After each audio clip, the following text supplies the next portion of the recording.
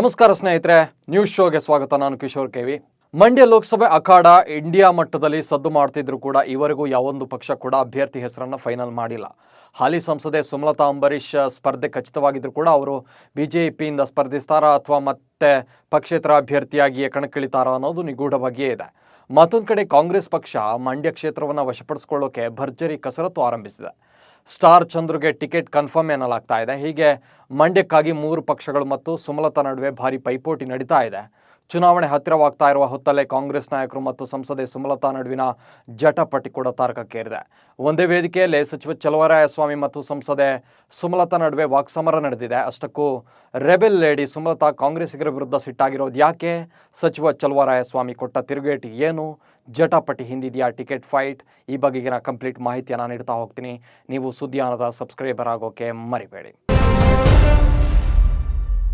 ಮಂಡ್ಯ ಕ್ಷೇತ್ರ ದಶಕಗಳಿಂದಲೂ ಕೂಡ ರಾಜಕೀಯ ಜಿದ್ದಾಜಿದ್ದಿನ ಕಣ. ಕಾಂಗ್ರೆಸ್ ಮತ್ತು ಜೆಡಿಎಸ್ ನಡುವೆ ಜಟಾಪಟಿ ನಡೀತಾನೆ ಬಂದಿದೆ. ಅದರಲ್ಲೂ ಕಳೆದ ಲೋಕಸಭೆ ಚುನಾವಣೆಯಲ್ಲಿ ಸುಮಲತಾ ಮಂಡ್ಯ ಅಖಾಡಕ್ಕೆ ಧುಮುಕಿದ ಮೇಲಂತೂ ಜಿಲ್ಲೆಯ ಚಿತ್ರಣವೇ ಬದಲಾಗಿ ಹೋಗಿದೆ. ಕಾಂಗ್ರೆಸ್ ಜೆಡಿಎಸ್ ಜೊತೆಗೆ ಬಿಜೆಪಿ ಸುಮಲತಾ ಕ್ಷೇತ್ರ ಪ್ರತಿಷ್ಠೆಯಾಗಿ ಮಾರ್ಪಟ್ಟಿದೆ. ಈ ಸಲ ಶತಾಯಗತಾಯ ಬಿಜೆಪಿ ಚಿಹ್ನೆಯಡಿ ಸ್ಪರ್ಧೆ ಮಾಡಬೇಕು ಅಂತ ಸುಮಲತಾ ಪಟ್ಟು ಹಿಡಿದಿದ್ದಾರೆ. ಆದರೆ ಸಚಿವ ಚಲುವರಾಯಸ್ವಾಮಿ ಮಾತ್ರ ಕ್ಷೇತ್ರವನ್ನು ವಶಪಡಿಸಿಕೊಳ್ಳೋಕೆ ಒಳಗಿಂದೊಳಗೆ ತಂತ್ರ ಹೆಣಿತಾ ಇದ್ದಾರೆ. ಈಗಾಗಲೇ ಅಭ್ಯರ್ಥಿ ಸೇರಿದಂತೆ ಕಾರ್ಯಕರ್ತರ ಪಡೆಗೆ ಭದ್ರ ಬುನಾದಿ ಹಾಕ್ತಾ ಇದ್ದಾರೆ. ಕಳೆದ ಕೆಲ ವಾರಗಳಿಂದ ವಾಕ್ಸಮರ ಕೂಡ ಜೋರಾಗಿದೆ. ಮಂಡ್ಯದಲ್ಲಿ ಗುರುವಾರ ಜಿಲ್ಲೆಯ ಸಮಸ್ಯೆಗಳನ್ನು ಆಲಿಸೋಕೆ ಜನಪ್ರತಿನಿಧಿಗಳ ಸಭೆ ನಡೆಸಲಾಯಿತು. ಸಭೆಯಲ್ಲಿ ಸಂಸದೆ ಸುಮಲತಾ ಅಂಬರೀಶ್, ಸಚಿವ ಚಲುವರಾಯಸ್ವಾಮಿ ಸೇರಿದಂತೆ ಜಿಲ್ಲೆಯ ಶಾಸಕರು ಭಾಗಿಯಾಗಿದ್ದರು.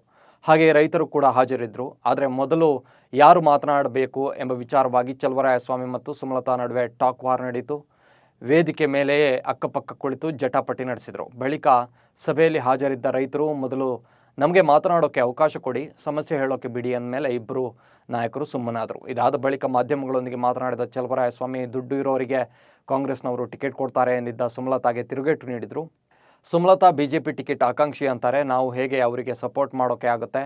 ಕಾಂಗ್ರೆಸ್ನಲ್ಲಿ ಯಾರಿಗೆ ಟಿಕೆಟ್ ಕೊಡಬೇಕು ಅನ್ನೋದನ್ನು ಪಕ್ಷ ಡಿಸೈಡ್ ಮಾಡುತ್ತೆ, ಅವರಿಗೇನು ಅಂತ ಪ್ರಶ್ನಿಸಿದರು. ಸಂಸದೆ ಸುಮಲತಾ ಮತ್ತು ಸಚಿವ ಚಲುವರಾಯಸ್ವಾಮಿ ನಡುವಿನ ಫೈಟ್ ಇದೇ ಮೊದಲೇನಲ್ಲ. ಹಿಂದೆ ಕೂಡ ಮಂಡ್ಯ ವಿಚಾರವಾಗಿ ಸಾಕಷ್ಟು ವಾಗ್ದಾಳಿಗಳು ನಡೆದಿದ್ವು. ಹಾಗೆಯೇ ಕಾಂಗ್ರೆಸ್ ಶಾಸಕ ರವಿ ಗಾಣಿಗ, ಎಚ್.ಎನ್. ರವೀಂದ್ರ ವಿರುದ್ಧವೂ ಸಂಸದೆ ಕಿಡಿಕಾರಿದ್ರು. ಈ ಮೂಲಕ ಮಂಡ್ಯದಲ್ಲಿ ಕಾಂಗ್ರೆಸ್ ನಾಯಕರು ಮತ್ತು ಸುಮಲತಾ ನಡುವಿನ ಕಿಡಿ ಹೆಚ್ಚುತ್ತಲೇ ಇದೆ. ಇದರ ನಡುವೆ ಸುಮಲತಾ ಎಷ್ಟೇ ಕಾನ್ಫಿಡೆಂಟ್ ಆಗಿದ್ರೂ ಕೂಡ ಮಂಡ್ಯದ ಬಿಜೆಪಿ ಟಿಕೆಟ್ ಸಿಗುತ್ತೋ ಇಲ್ವೋ ಎಂಬ ಅನುಮಾನ ಕೂಡ ಅವರಿಗಿದೆ. ಯಾಕಂದರೆ ಮೂಲಗಳ ಪ್ರಕಾರ ಈಗಾಗಲೇ ಮಂಡ್ಯದ ಮೈತ್ರಿ ಟಿಕೆಟ್ ಜೆಡಿಎಸ್ ಪಾಲಾಗಿದೆ ಎನ್ನಲಾಗ್ತಾ ಇದೆ. ಹೀಗಾಗಿಯೇ ಕ್ಷೇತ್ರದಲ್ಲಿ ಸಿಂಗಲ್ ಆಗಿ ಸೆಣಸಾಡೋಕೆ ವೇದಿಕೆ ಸಿದ್ಧಗೊಳಿಸ್ತಾ ಇದ್ದಾರೆ. ಮಂಡ್ಯದ ಬಿಜೆಪಿ ಟಿಕೆಟ್ ವಿಚಾರವಾಗಿ ಸುಮಲತಾ ಅಂಬರೀಶ್ ಇನ್ನೂ ಕೂಡ ಸ್ಪಷ್ಟ ನಿಲುವಿಗೆ ಬಂದಿಲ್ಲ.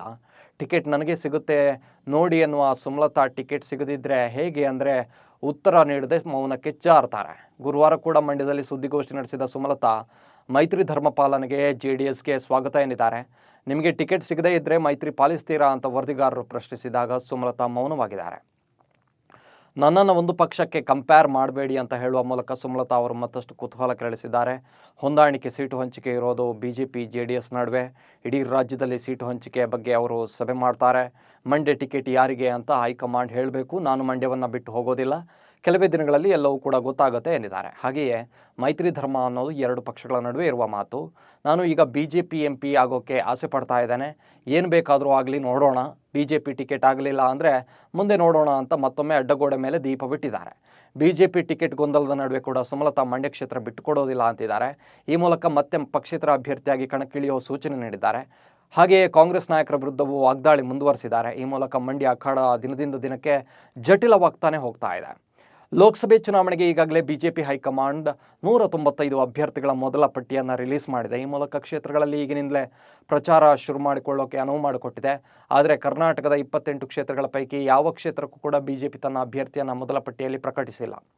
ಅದಕ್ಕೆ ಕಾರಣ ಕೂಡ ಇದೆ. ಯಾಕಂದರೆ 1-2 ಕ್ಷೇತ್ರವನ್ನು ಹೊರತುಪಡಿಸಿದರೆ ಉಳಿದ ಎಲ್ಲ ಕ್ಷೇತ್ರಗಳಲ್ಲೂ ಕೂಡ ಆಕಾಂಕ್ಷಿಗಳ ದೊಡ್ಡ ಪಟ್ಟಿಯೇ ಇದೆ. ಮತ್ತೊಂದು ಕಡೆ ಕೆಲವು ಹಾಲಿ ಸಂಸದರಿಗೆ ಯಾವುದೇ ಕಾರಣಕ್ಕೂ ಟಿಕೆಟ್ ನೀಡಬಾರ್ದು ಅಂತ ಕಾರ್ಯಕರ್ತರು ಪಟ್ಟು ಹಿಡಿದು ಕೂತಿದ್ದಾರೆ.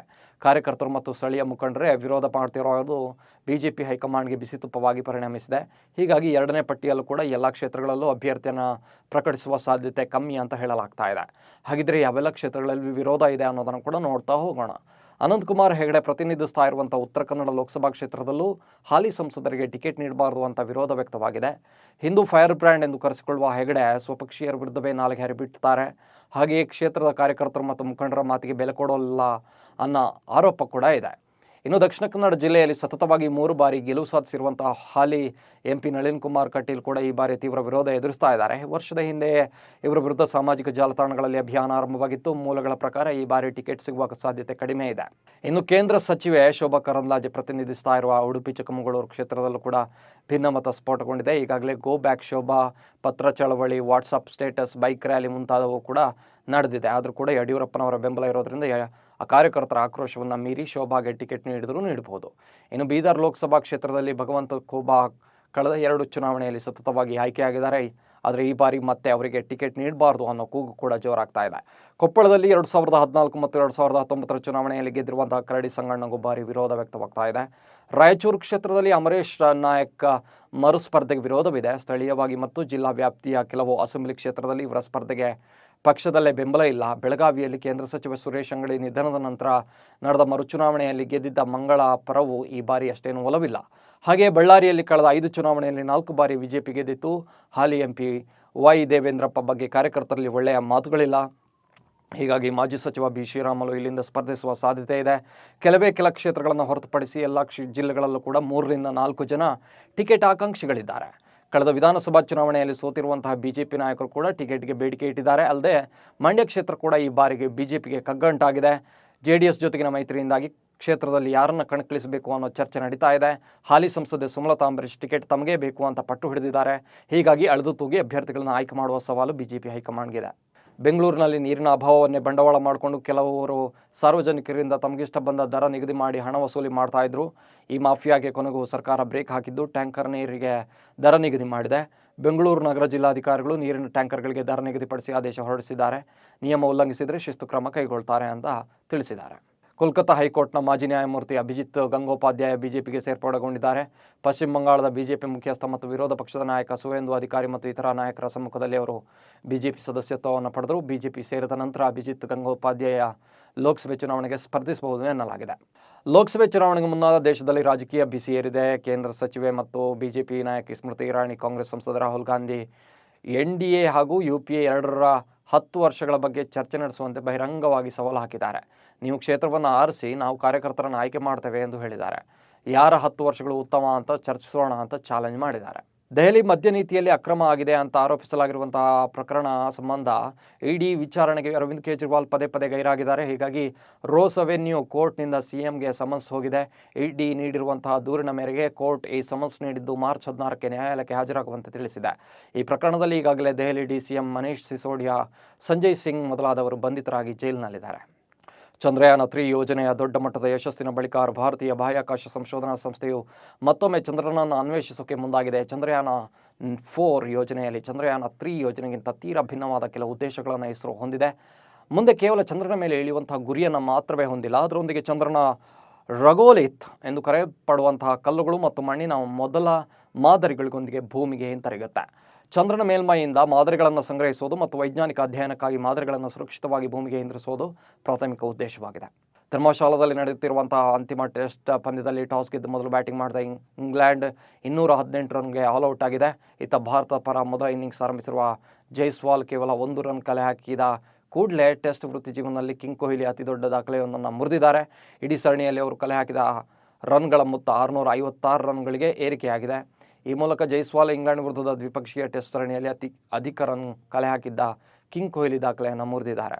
ರಾಯಲ್ ಚಾಲೆಂಜರ್ಸ್ ಬೆಂಗಳೂರು ತಂಡದ wicket keeper batter Dinesh Karthik ಈ ಬಾರಿ ಐಪಿಎಲ್ನೊಂದಿಗೆ ನಿವೃತ್ತಿ ಘೋಷಿಸಲಿದ್ದಾರೆ ಎನ್ನಲಾಗಿದೆ. ಐಪಿಎಲ್ ಸೀಸನ್ 17ರಲ್ಲಿ ಆರ್ಸಿಬಿ ಪರ ಕೊನೆಯ ಬಾರಿ ಕಣಕ್ಕಿಳಿಯುವ ಮೂಲಕ ಡಿಕೆ ಎಲ್ಲ ಮಾದರಿಯ ಕ್ರಿಕೆಟ್ಗೆ ವಿದಾಯ ಹೇಳೋಕೆ ನಿರ್ಧರಿಸಿದ್ದಾರೆ. ಹೀಗಾಗಿ ಇದು ಅವರ ಕೊನೆಯ ಐಪಿಎಲ್ ಸೀಸನ್ ಆಗಿರುತ್ತೆ ಎನ್ನಲಾಗಿದೆ. ಈ 2024ರ ಆವೃತ್ತಿಯು ದಿನೇಶ್ ಕಾರ್ತಿಕ್ ಅವರ ಕೊನೆಯ ಐಪಿಎಲ್ ಆಗಿರುತ್ತೆ. ಈ ಬಾರಿ ಐಪಿಎಲ್ ನಂತರ ಅವರು ಅಂತಾರಾಷ್ಟ್ರೀಯ ಕ್ರಿಕೆಟ್ ನಿವೃತ್ತಿಯನ್ನು ನಿರ್ಧರಿಸ್ತಾರೆ ಅಂತ ಬಿಸಿಸಿಐ ಮೂಲಗಳು ತಿಳಿಸಿವೆ. ಇನ್ನು ನೀವು ಸುದ್ದಿಯಾನ ಚಾನಲ್ನಲ್ಲಿ ಜಾಹೀರಾತು ನೀಡಬಹುದು. ಜಾಹೀರಾತು ನೀಡೋಕೆ 9110295814 ನಂಬರ್ಗೆ ವಾಟ್ಸಪ್ ಮಾಡಿ. ನಿಮ್ಮ ಪ್ರೀತಿ ಪಾತ್ರರಿಗೆ ಶುಭ ಕೋರಿ. ನಮಸ್ಕಾರ.